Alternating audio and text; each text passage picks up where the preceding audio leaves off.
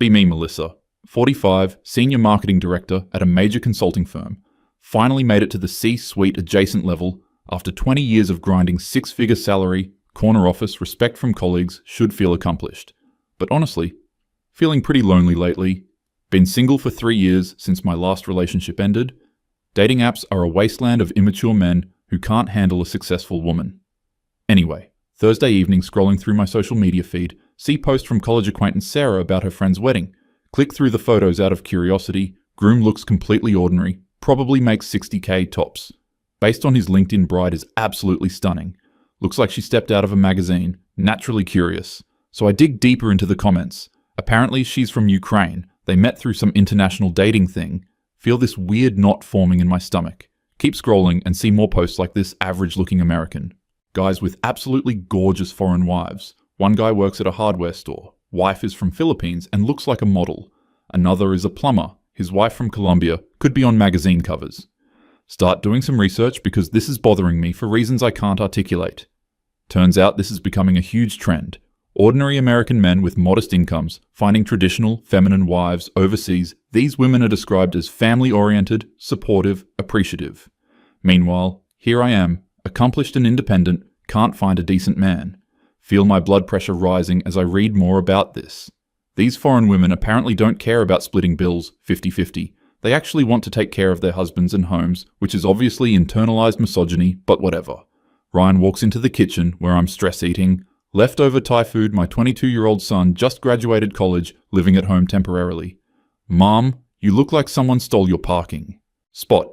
What's wrong? Show him my phone screen with the wedding photos. Look at this nonsense. These men are basically buying wives from developing countries. Ryan glances at the photos, shrugs. Looks like a normal wedding to me. She seems happy. Happy? Ryan, this is exploitation. These women are being taken advantage of by men who can't compete in the American dating market. Ryan's expression starts to change, getting that look he gets when he thinks I'm being ridiculous, or maybe these guys found women who actually appreciate them instead of treating them like ATMs with commitment issues. Feel my face getting hot, excuse me. I don't treat men like ATMs. I'm financially independent, which apparently threatens the male ego so much that they have to import wives from countries where women haven't been exposed to basic gender equality. Ryan sets down his water glass harder than necessary. Mum, you literally have a mental checklist for guys that includes their salary, education level, career, trajectory, and probably their credit score. That's called having standards, Ryan. I'm not going to settle for some deadbeat, but these guys you're complaining about aren't deadbeats. You just said yourself they have jobs. They're supporting families. You're mad because they found happiness with women who don't interrogate them about their life plans on the first date. Can't believe my own son is defending this regressive behavior. Ryan, this is about power dynamics. These relationships are inherently unequal because of economic disparities between countries. So let me get this straight. When you date guys who make less than you, that's empowering and progressive. But when other women date guys who make more than them, that's exploitation? Feel cornered by his logic, but he's missing the bigger picture. It's completely different. I'm choosing to date men regardless of their income because I don't need financial support. These women are dependent on their husbands for citizenship status and economic stability. Ryan laughs, but not in a good way, right? So your dating choices are enlightened and feminist, but their choices are just desperation. Have you considered that maybe these women genuinely prefer traditional gender roles? Traditional gender roles are a social construct designed to oppress women. Ryan, no woman naturally wants to be subservient to a man. Ryan's face is getting red now, voice getting louder. Holy shit, Mum, do you even hear yourself? You're literally saying that any woman who doesn't think exactly like you is either brainwashed or oppressed. How is that not incredibly condescending? Watch your language. And yes, women who haven't been exposed to feminist education often internalize patriarchal values. Feminist education? You mean the ideology that tells women they can only be happy if they're competing with men in every aspect of life? That staying home with kids is worthless unless you're also climbing a corporate ladder? This conversation is spiraling and I can feel my control slipping. Feminism is about choice, Ryan. Women should have the choice to pursue careers without being penalized for it. But apparently, they shouldn't have the choice to prioritize family over career without being called oppressed. You're only pro-choice when women choose what you approve of. Stand up from the table because I need to end this before he says something we'll both regret this conversation is over. You clearly don't understand the complexities of gender politics, and you clearly don't understand why you're single. That hits like a physical slapstorm out of the kitchen, and spend the rest of the evening researching this international dating phenomenon. The more I read, the angrier I get. Forums full of American men bragging about their submissive foreign wives, stories about women who cook elaborate meals, maintain perfect homes, never complain about emotional labor.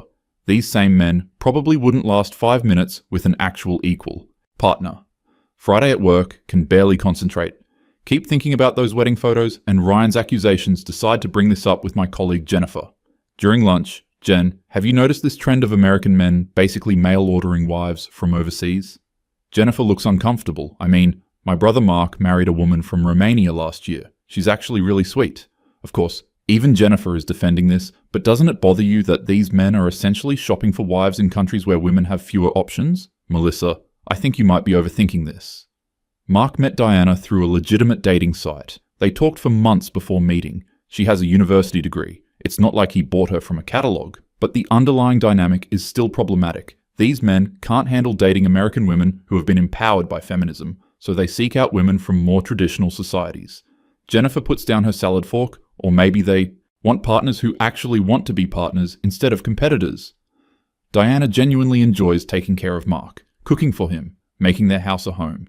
She chose that lifestyle because she's been conditioned by a patriarchal society to believe that's her purpose.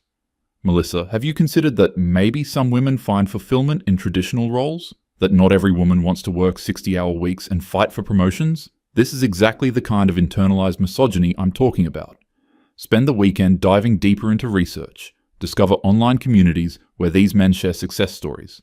Apparently, these foreign wives are grateful, affectionate, feminine. They dress nicely for their husbands, maintain their appearance, create warm, home environments. Meanwhile, I haven't been on a decent date in 6 months. Every man I meet either feels threatened by my success or expects me to lower my standards. Sunday dinner. Ryan joins me in the kitchen while I'm preparing pasta. Still tension from our Thursday fight, but trying to keep things civil. Mom, I've been thinking about our conversation the other day. Ryan, I don't want to rehash this.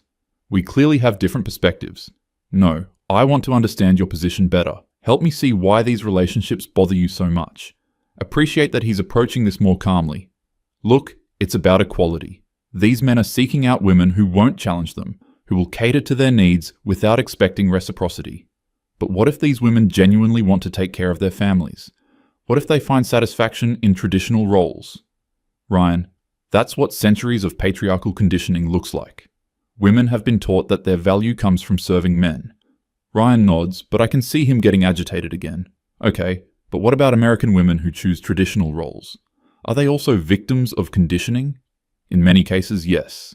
The pressure to conform to traditional gender expectations is still very strong in our society. So basically, any woman who disagrees with your worldview is either brainwashed or oppressed. Here we go again. That's a gross oversimplification. Feminism is about recognizing how social structures limit women's choices. But you're literally limiting women's choices by saying their preferences are invalid if they don't align with feminist ideology. Feel my voice getting sharper. Ryan, you're a 22-year-old man. You have no idea what women face in terms of systemic oppression. And you're a 45-year-old woman who's so convinced of your own victimhood that you can't see how your attitude pushes people away. That's crossing a line. My attitude? Ryan, I refuse to apologize for having standards and expecting to be treated as an equal. Your standards are impossible. You want a guy who's successful, but not too successful, because then he might expect traditional gender roles. You want him to be ambitious, but also completely available for your emotional needs. You want him to pay for dates because you deserve to be courted, but also split everything.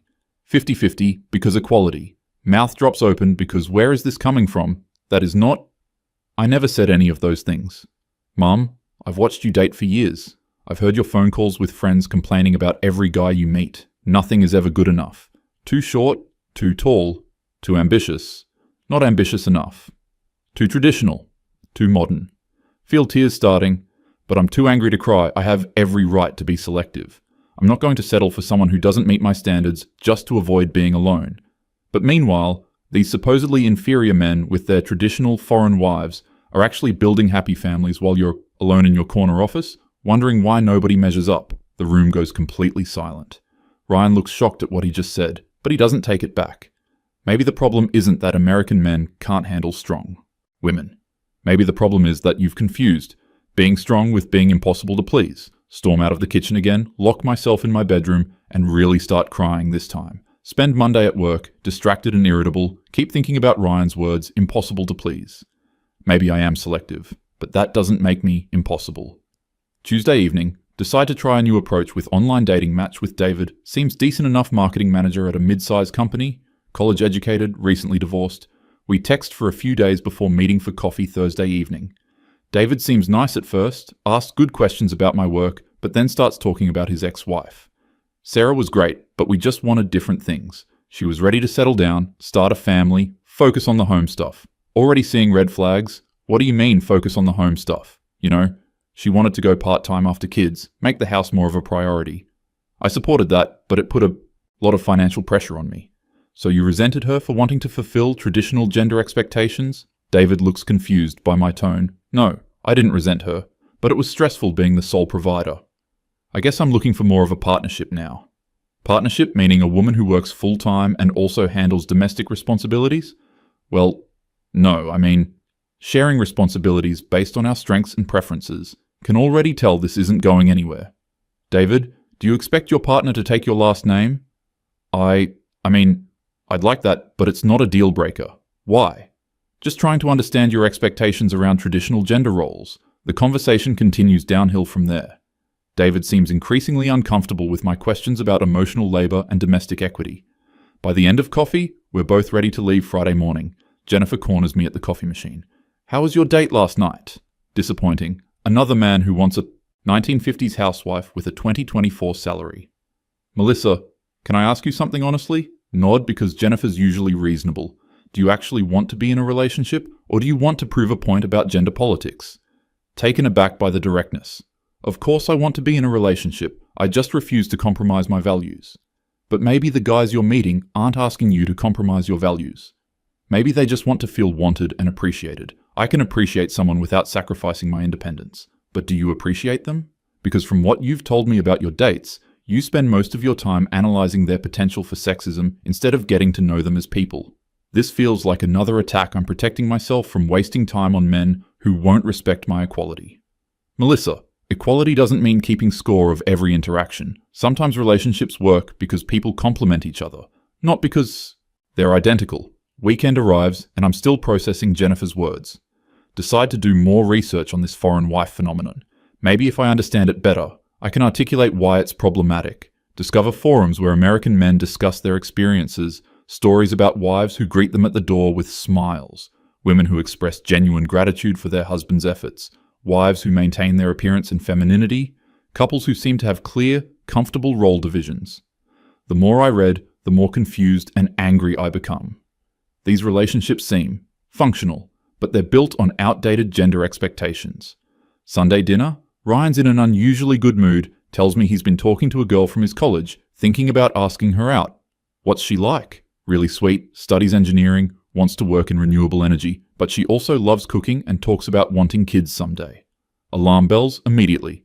Ryan, be careful that you're not looking for someone to take care of you instead of an equal partner. His mood shifts instantly. Mom, why can't you just be happy that I might have found someone I connect with? I am happy. I just want you to build healthy relationship patterns. Healthy. According to who, your definition of healthy seems to involve constant conflict and negotiation about who's more oppressed. That's not fair. I believe in relationships based on mutual respect and equality. But you don't respect anyone who defines equality differently than you do. Here we go again. Ryan, equality has an actual meaning. It's not subjective. Is it equal when you expect men to prove they're not sexist before you'll give them a chance? Is it equal when you assume traditional women are oppressed and modern women are enlightened? Feeling defensive again. I don't assume anything. I recognize patterns of behavior that reinforce patriarchal structures. Mom, you've been single for 3 years. In that time, I've watched you go on maybe 20 dates. Not one of those men was good enough because they all failed some invisible test you never explained to them. I explained my values clearly to all of them. You interrogated them about their views on feminism. On first dates. Who does that? Voice getting louder. Now I'm not going to waste my time on men who don't share my fundamental beliefs about gender equality. But meanwhile, guys who supposedly share none of your beliefs are building happy marriages with women who appreciate them. Those marriages are based on inequality and dependency. According to you, Have you actually talked to any of these couples? Have you asked these women if they feel oppressed? Realize I haven't.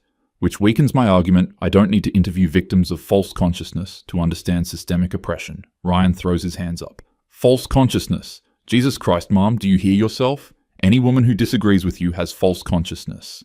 Any man who wants appreciation instead of constant criticism is a sexist. Any relationship that doesn't look exactly like your ideal is oppressive. Feel tears coming again, but push through, Ryan. I've spent my entire adult life fighting for women's equality. I've experienced workplace discrimination, dating double standards, societal pressure to be perfect in every role.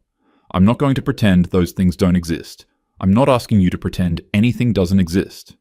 I'm asking you to consider that maybe your approach to relationships is self-defeating. My approach is based on self-respect and refusing to settle. Your approach is based on assuming the worst about every man you meet and testing them instead of connecting with them. Stand up, because this is getting too intense. I'm done having this conversation. You clearly don't understand the realities of dating as a successful woman in a patriarchal society. And you clearly don't understand why those supposedly inferior men with their traditional wives are happier than you are. That stops me cold. What did you say? Ryan's face is red with frustration. I said, maybe there's a reason those guys found happiness while you're alone. Maybe it's not because they settled for oppressed women. Maybe it's because they approached relationships with appreciation instead of suspicion. Are you suggesting I should lower my standards? I'm suggesting you should examine whether your standards are actually about finding a good partner or about proving you're better than other women. Feel like I've been slapped. How dare you suggest that I think I'm better than other women? Everything I do is about advancing women's equality. Everything you do is about proving you're right. About gender roles, about relationships, about what women should want. You can't stand that some women might be happy living differently than you do. Those women have been conditioned to accept less. Or maybe you've been conditioned to expect more than any human being can provide. We're both shouting now. Ryan, I expect basic respect and equality. That's not unreasonable. You expect men to apologize for their gender while simultaneously proving they're worthy of your attention. You expect them to be traditional when it benefits you and progressive when it serves your ideology. You expect perfect adherence to your worldview without any compromise or accommodation. That's not... Mom. When's the last time you did something nice for a man you were dating without keeping score? When's the last time you expressed genuine appreciation instead of pointing out what they could do better? Can't immediately answer because I'm trying to remember. When's the last time you asked a date about his dreams instead of his position on reproductive rights? When's the last time you focused on connecting with someone instead of evaluating them? Still can't answer. That's what those foreign wives do, that you can't. They approach relationships with gratitude and affection instead of suspicion and demands. They approach relationships from positions of dependence and vulnerability, and you approach them from positions of superiority and judgment. Which one sounds more appealing to you? This conversation has gone completely off the rails, Ryan. I can't believe you're defending regressive gender dynamics. I'm not defending anything. I'm trying to explain why you're alone while supposedly inferior men have found happiness. Because they've found women who will accept inequality. Because they've found women who want to make them happy instead of constantly proving points. Feel completely defeated. Lock myself in my room again and cry harder than I have in years. Spend the rest of Sunday questioning everything Monday at work. Completely distracted. Keep thinking about Ryan's accusations. Am I really impossible to please? Do I really approach dates as evaluations instead of connections? Tuesday, Jennifer asks about my weekend. Had another fight with Ryan about gender politics. What happened? This time? Tell her about our argument. Jennifer listens without interrupting Melissa. Can I share something personal? Nod before I met Tom. I was a lot like you. Successful, independent, very focused on equality in relationships. I went on tons of dates where I spent the whole time analyzing whether the guy was feminist enough. This hits close to home. What changed? I realized I was so focused on protecting myself from potential sexism that I never actually connected with anyone. Tom wasn't perfect according to my feminist checklist, but he was kind, genuine, and he made me laugh. Did you have to compromise your values? I had to compromise my need to control everything. Tom does things differently than I would, but that doesn't make him wrong. He shows love through actions more than words. He's more traditional in some ways, but he respects my career and supports my ambitions. Feel a pang of longing, but don't you worry about losing yourself in the relationship? Melissa, I didn't lose. Myself. I found someone who makes me want to be the best version of myself. There's a difference between compromising your values and compromising your need to be right about everything. That evening, decide to scroll through those forums again. But this time, instead of looking for evidence of oppression, try to understand what these relationships actually look like. Read stories about couples who genuinely seem to care for each other. Men who work hard to provide for their families. Women who create warm, loving homes. Clear role divisions that both partners embrace. Expressions of mutual appreciation and gratitude. The more I read with an open mind, the more I realized these aren't stories of oppression. They're stories of people who found compatible partners and built functional relationships. While I've been fighting for theoretical equality, they've been creating actual happiness Wednesday evening. Ryan comes home from his date with the engineering student. He's practically glowing. How was dinner? Amazing. Maya is incredible. She cooked for me, which I know you probably think is problematic, but she loves cooking and wanted to share something she's passionate about. Feel the familiar urge to point out gender dynamics, but bite my tongue. Did you have a good time? The best. She's brilliant, funny, ambitious about her career, but also talks about wanting to create a beautiful home and raise children who feel loved and secure. Can see how happy he is. She sounds wonderful. Ryan looks surprised by my response. Really? You're not going to analyze whether her desire to nurture a family represents internalized patriarchy? That stings, because it's exactly what I was thinking. I want you to be happy, Ryan. If she makes you happy, that's what matters. Mom, can I ask you something? Nod. Do you think Dad left because you couldn't stop trying to improve him? Feel like the wind's been knocked out of me. Ryan looks immediately regretful. I'm sorry, that was too far. But maybe it wasn't. Maybe. That's exactly what happened. Remember the constant arguments with Ryan's father about emotional labor and domestic equity. The way I corrected his language around gender issues, my frustration. When he didn't meet my expectations for feminist allyship, how I made him feel like he could never do anything right. Maybe you're not wrong.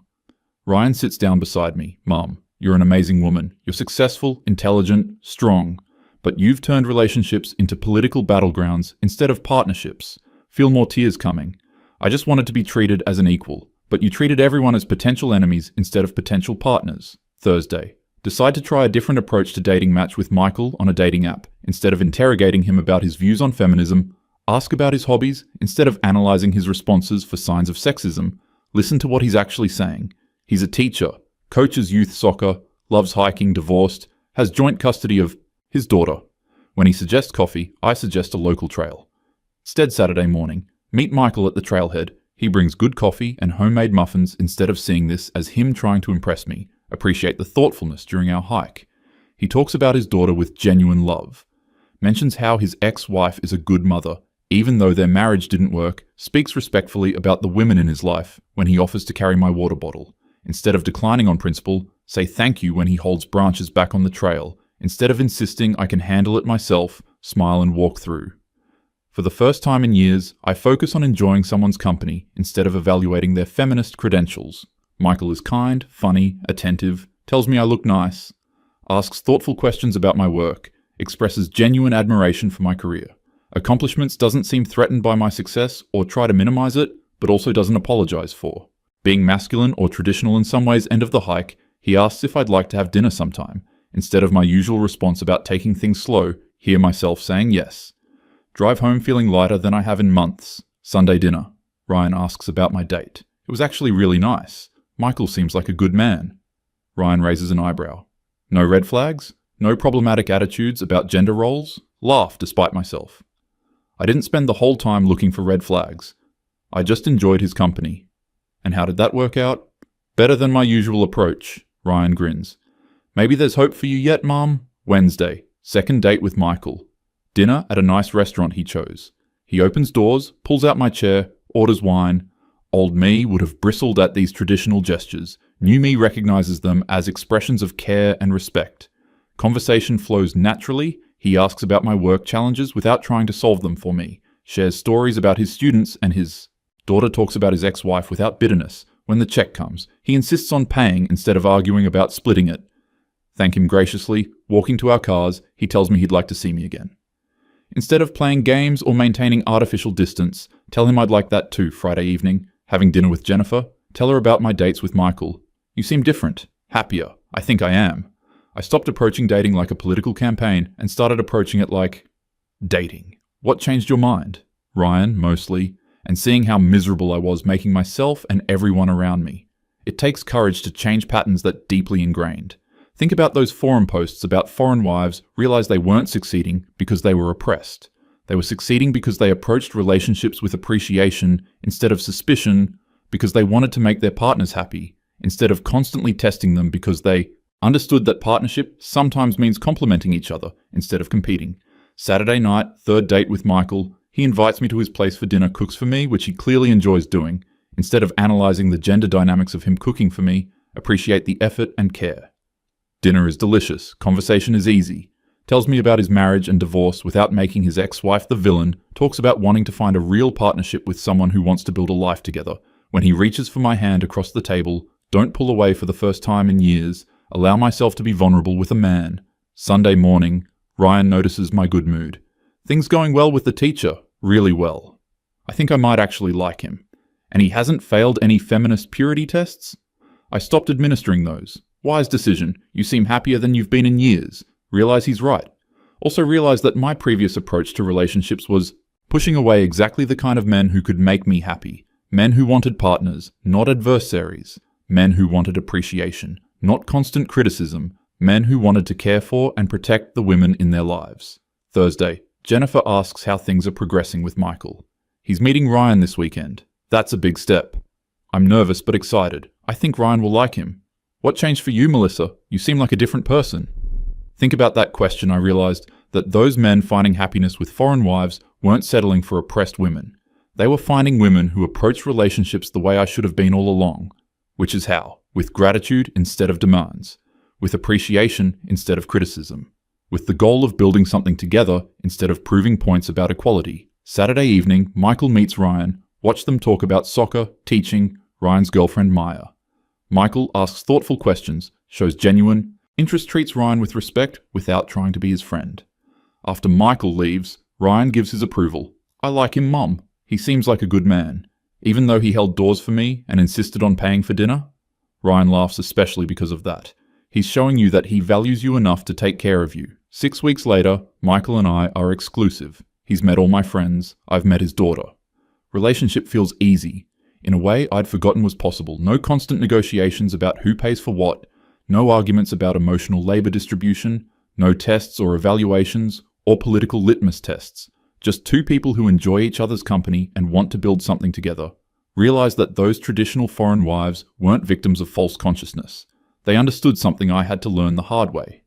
That relationships work best when both people focus on making each other happy instead of keeping score. That complementary roles can be empowering instead of oppressive. That appreciation and gratitude create stronger bonds than criticism and demands.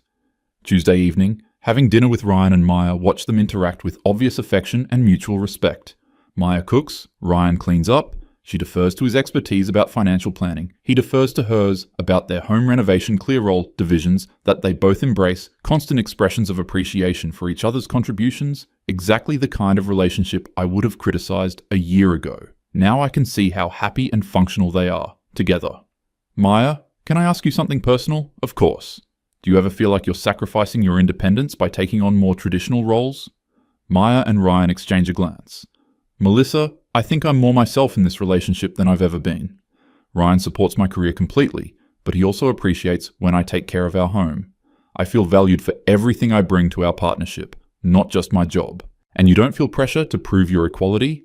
I don't need to prove anything. We both know what we contribute. Ryan works harder at his job because he knows I'm creating a beautiful home for us. I put extra effort into our domestic life because I know he's working to build our future. Feel a pang of recognition. This is what I'd been fighting against. But seeing their happiness, their mutual appreciation, their easy partnership, realize I'd confused equality with identical roles, confused independence with isolation, confused strength with inflexibility. Friday evening, Michael tells me he's falling in love with me. Instead of panicking about vulnerability or analyzing the power dynamics, tell him I'm falling in love with him too. 6 months later, we're talking about moving in together. Year later, we're engaged. Realize that Ryan was right about everything. Those men finding happiness with foreign wives weren't exploiting oppressed women. They were building partnerships with women who understood what I had to learn, that love isn't a competition, that relationships work best when both people focus on giving instead of taking, that traditional dynamics can be empowering when they're chosen freely, that appreciation and gratitude create stronger bonds than criticism and demands. Looking back, I see how my insufferable feminist attitudes pushed away every decent man who tried to get close, how my constant testing and evaluation made relationships feel like job interviews, how my need to prove points about gender equality destroyed any possibility of actual connection. Those foreign wives succeeded where I failed because they approached love with open hearts instead of closed minds, because they wanted to build partnerships instead of wage ideological battles, because they understood that being cherished and protected isn't oppression. It's one of the most beautiful things two people can create together.